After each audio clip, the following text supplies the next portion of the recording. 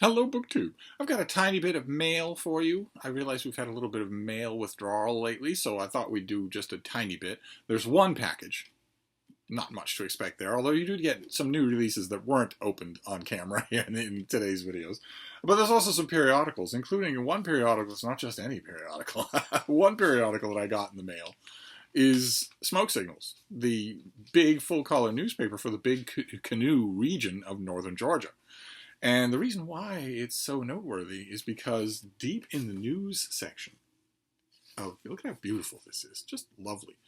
Deep in the news section of Big Canoe News is the books section, not arts. The Big Canoe News decided to dedicate 2 full pages to books, because book readers are found everywhere, and readers are passionate, and book sections are dying all over the country. I think it's a wonderful decision on their part, and they put me in charge. I am the book section editor for a small print newspaper. And this is what you get. A coming attractions column usually comes by me. This has a bunch of reviews and also 2 columns. This time around in this issue, there's not, I have a reviewer writing about Nadia Watsef's book, bookseller, Shelf Life. I have a longtime Big Canoe contributor writing about his gigantic presidential library and all the different lessons that he's learned from it over the years. Wonderful piece to get. And also my regular mystery columnist writing her column, murder, etc. And then running along the bottom of those, the book reviews. So we have Nadia Wassef, we have Churchill Shadow, we have the new John le Carré, and we have The Last Viking, a review of The Last Viking, a book that we've seen. We've seen all these things on this channel. Always an absolute thrill to get this section in the mail, to get the whole of the newspaper in the mail, but this section especially always just absolutely thrills me to get. And it can thrill you too, I should point out. It can thrill you too. Big Canoe does not use a paywall of any kind, so if you want to read the digital version of this book section, just go to their website and dig around in the news section until you find the book section. But if you want the thrill of a beautiful, well-designed, full-color newspaper landing on your doorstep every month, then just when you're there at the website, feel free to subscribe. It's $30 a year, and that you get one big 60 or 70-page issue every month. And at the heart of every one of those issues is a huge book section. This is, I believe, I realize I'm biased, but I believe is the best dedicated book section, the best books coverage anywhere in the Deep South. I might even be willing to extend that. I've been doing a lot of research to find out about that claim. I firmly believe that claim is true anywhere in the Deep South. But I think I'm ready to call it that I can make that claim on a broader basis as well. For a comparably small newspaper, there is no competition whatsoever anywhere in the country that I know of. I've been searching industriously. I haven't found anything like it. But I might be willing to scale that up even further. The very old and very well-moneyed regional newspapers don't do anything like this. They don't have anything like this book's coverage. A lot of times, I would be willing to bet their newsroom manager would scoff at the very idea. They wouldn't consider it a failure. The only reason that I say it's the best books coverage in the Deep South is because if I say the South without the word deep, then I have to put myself against the Washington Post. I'm not quite sure that I am better than the Washington Post, but give me 2 more pages. Anyway, that was the newspaper portion of our entertainment. But then there were also magazines. I get these square-bound lad magazines like Esquire and Vanity Fair that have the square-bound thing.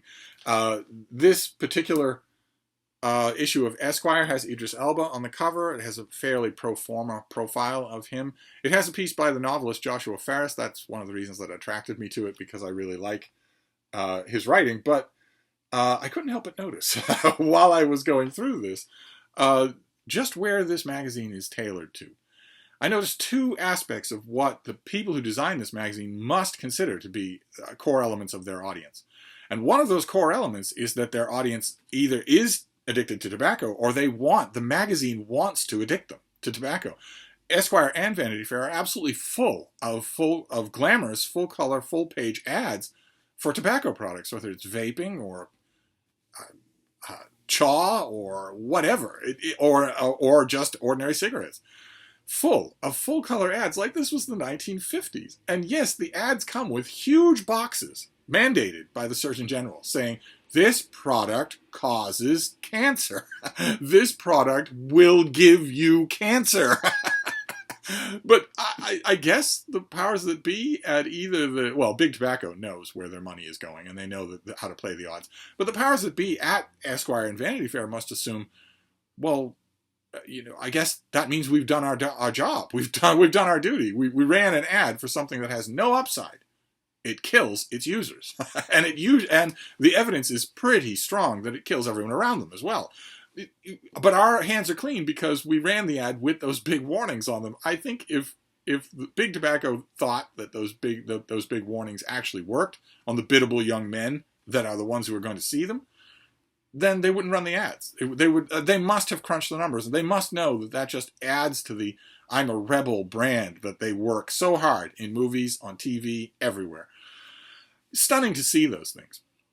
And it makes me think because I have such a faith in the written word, I automatically think, well, maybe if the Surgeon General were to reword those boxes to say any moderate use, any regular, even moderate use of this product will give you not just cancer, but a incredibly painful and humiliating, totally untreatable cancer.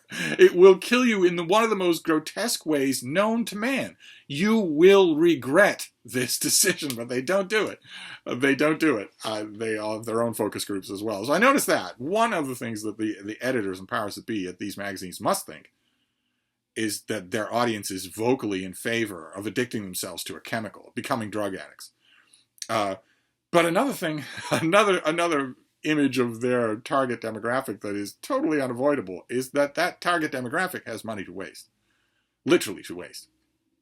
I have seen some indication that is literally true. I have known in New York City some young men who make $275,000 a year, $300,000 a year. These are people straight out of business school. Their parents scraped by with the local shop to put them through business school. They have never had more than $20 in their wallet at any time until they graduate from business school, use their hair, their cheekbones, and their fraternity connections to get a job where they're making $350,000 a year.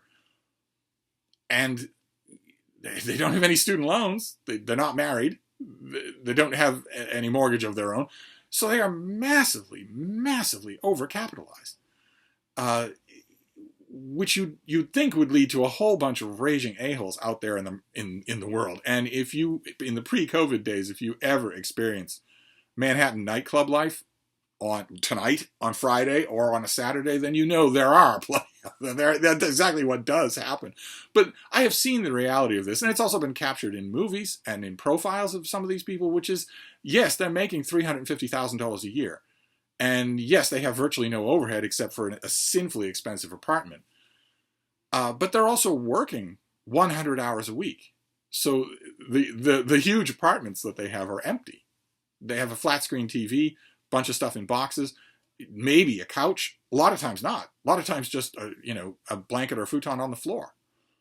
Because what difference does it make whether or not you have nice furniture? You're never going to have anybody over. You're going to be working all the time. But you are technically going to have a huge amount of money, a huge amount of excess money that, of course, it's not going to cross your mind to help the less fortunate in your own society, or to donate to charity, or to instill, imbue a charity. That's never going to cross your mind. And Esquire and Vanity Fair are never going to help it to cross your mind. They're never going to take ad money for a full-page color ad urging you to donate to your local animal shelter. Instead, it's going to be a full-page ad urging you to become a drug addict, to become a drug addict for a drug that cannot be used safely. But I noticed that when I was looking through this issue, like for instance, there's an article here on purses, on men's purses. Are you afraid of a little bag is what they call it, but it's not a little bag. It's enough for your ID and your tobacco. It's enough. It's a purse. It's something for you to lose your keys and change in, that sort of thing. They put a picture of, who is it? Samuel Beckett. They put a picture of Beckett on here wearing a purse to sort of make it cool, but it's kind of ridiculous. It's not a functional bag. And I couldn't help but notice when I was looking at these that, like, for instance, Gucci will offer you one of these little purses for $3,200. That tiny little thing, the size of my hand, made by slaves in China who are murdered out of hand anonymously if they fall behind, if they fall asleep. That is $3,000 and change to have that little man purse, and that's only for the cheap among you. There's also an article here on a designer called Lauro Piana's collaboration with Hiroshi Fujiwara.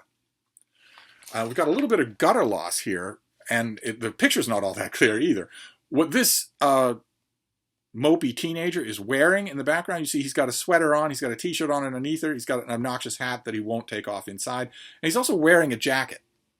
You can barely make it out. It's not just the bad lighting in this room. You can barely make out the jacket in the ad, and most of the jacket is lost in the gutter. But even so, the fine print of the article makes sure to tell you that that jacket costs $9,900. That jacket on that mopey teenager costs $10,000. And you might be reeling from that. You might be thinking, well, okay, those are pretty bad, but it can't get any worse. And you'd be wrong about that. You would definitely be wrong about that. I turned down a page of the ultimate offense here. Just the ultimate thing. Of course, now I can't find... Oh, yes, there's a 10-point discussion here on what to do now that in-person parties are coming back. Here's 10 tips for what you should do for your in-person party. Make sure there's plenty of booze. Maybe try hot ice cream sandwiches. That sort of thing. I don't know who does these things. The target audience here, these 20-something masters of the universe, don't have in-home parties because they don't ever have any time off. They allegedly don't work on the weekends. But their bosses, oh my God, if you think this slick 22-year-old is an a-hole, meet his C-level boss. Oh my God, there ought to be a different word. There ought to be a different... There is no... If a-hole derives from a particular part of the human body, there's no part of the human body that's bad enough for the new word we would have to invent for these guys' bosses. And these bosses don't think anything at all of calling these kids at 6 in the morning on a Sunday and saying, need you here now. No is not an option. Later is not for heroes. Lions eat their young. Whatever kind of ridiculous. They don't see anything wrong with it at all. Those C-level managers who are raging monsters think of themselves as Latter-day Saints. They think they are the greatest people in the world. We're not talking about them. We're talking about the young people here who are being urged to spend like monsters. They're being urged to spend in ways that really ought to have them imprisoned. And one of the ways they're doing that is on watches. There's a bunch of wristwatches. See that? Aren't they pretty? They've got bells and whistles. They've got little chronometers for knowing the barometric pressure. You're going to need to know that when you're at Spago's at 2 in the morning. And they've got the genuine hand-blasted leather straps and whatnot. See this one on the bottom? That chunky, gaudy thing? Really, really ugly. It has a whole bunch of different dials in it that will tell you a whole bunch of things you're never going to need to know. It's got these big blockish exteriors. It needs to be ostentatiously wound. It's heavy. And, of course, you have your phone. You have your phone in your pocket at all times. These guys don't ever go anywhere without their phone. They waterproof them, specifically so that they can have the phone on in the shower. In fact, that is a driving force behind a lot of waterproofing innovations in cellular technology, in smartphones or smart tablets, is because there's a segment of the buying population who's going to buy these things new on the first day they drop that has to have them on at all times in case that monster comet from outer space, A-level a-hole, calls them at 6 in the morning on a Sunday. This watch, this one at the bottom, is called an Audemars Piguet Royal Oak Offshore. And if you want one, it will cost you $38,200. This wristwatch that you could drop in a toilet costs you $38,000.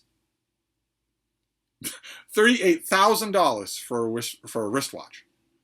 So in order to put this thing on your wrist, when you have a device on you that already tells you time, and this thing, you're never even going to learn how to calibrate any of these little things, much less ever use them. in order to have this piece of sinful, satanic ostentation, all you have to do is fork over almost twice the annual living wage of an American family. So I read some articles in this issue, but it was the conspicuous consumption that really jumped out at me. And then the other lad mag that we're talking about here is Vanity Fair. This time with The Rock, Dwayne Johnson. He also gets a pro forma profile on the cover. It's energetically done, but when you've read 100 of these things, as I have, then you've read them all. They don't ever break new ground, and their stars are very, very closely handled to make sure they don't break new ground, because them breaking new ground will always be bad. It will always be a bad idea. They are a product, and your product can't start misbehaving.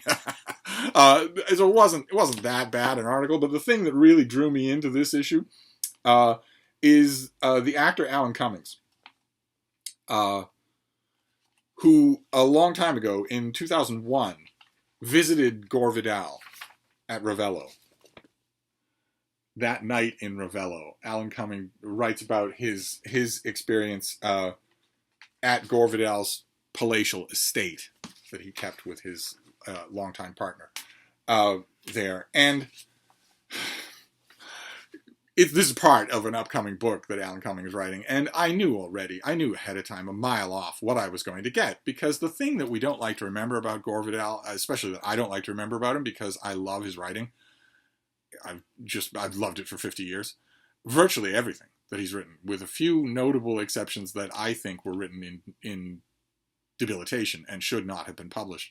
But certainly the writing of his main creative period, which was very long and very productive, fiction and nonfiction, I tend to love it all. And so, since I love it all, I don't like to remember that Gore Vidal was also a raging a-hole. People always say, oh, he got worse as he got older. No, he was a raging a-hole right from the beginning. And when he got older, when he was the kind of, throwing things at the help, slurry drunk by 10:30 in the morning, older guy, there was nothing that you could do. There was nothing that you could squeeze out of an even momentary encounter with him, like the kind that Alan Cummings had. And Alan Cummings writes about a scene from his book that you know what's coming. It's like a train wreck. You know what's coming. He can describe the house all he wants. He can describe Vidal's partner Howard, who was fairly vivacious in a brainless kind of way. You can describe him all you want, but you know what's coming. You know that at some point fairly early in the proceedings, Vidal is just going to be an a-hole to his guest, which is absolutely sacrosanct. That absolutely should not happen anyway, but this Vidal was an a-hole to everybody. And Cummings writes it. Howard had been charming and getting a lot of attention, and I could tell Gore was becoming a little jealous. He asked me what I was working on, and I told him I was trying to finish off my first book, a novel. But with all that had been going on over the last few weeks, I was having a little trouble. Well, of course you are. You are not a novelist, he snapped while looking at me. I said nothing. I knew exactly what was happening. Sadly, a response like this was an old standby for bitter old queens of a certain age. They show you kindness that you mistake as respect. Then they bring you down or humiliate you when they know you can't or wouldn't retaliate because actually you want to protect them, not embarrass them. I knew this was in Gore's lexicon, and I had even imagined something along these lines happening during this visit. In a way, it was a sign that he liked me enough or trusted my kindness to be cruel. And also, of course, in a way, he was right. I wasn't a novelist yet. There was a rather long pause that I wasn't going to break, not with Gore's belly full of whiskey and sake and wasabi and his speech slurring and his eyes straining to focus. Also, at that moment, I actually held the upper hand. I found Gore boring and wished I was farther up the table listening to Howard be witty and hilarious, which I knew would be a dagger to Gore's heart. That's very well done. First of all, the thing that struck me about that is that I might want to read this memoir. The whole thing is fairly well written. If this excerpt is typical of the whole book, I will certainly want to read it.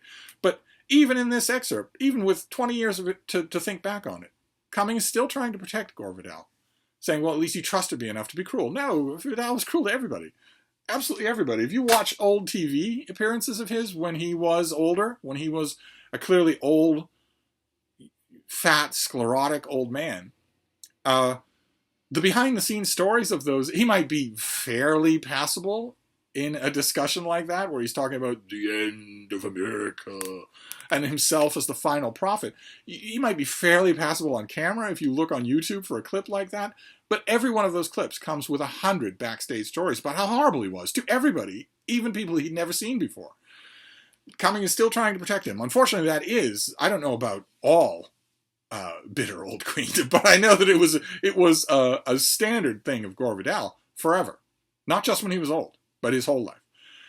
It's just another helpful example of separating the art from the artist. That's what we have to do. So that was the gist of that. In addition to learning from this magazine that I am woefully behind in my wristwatch talent, I also learned that maybe there's a memoir coming up that I might like. In fact, Cummings' memoir might be out already, for all I know. I read so few celebrity memoirs that I might not know anymore. I wouldn't get it in the mail, as a matter of course, like I used to, so it could just be that it's out already and I ignored it. I will give it a look-see, though.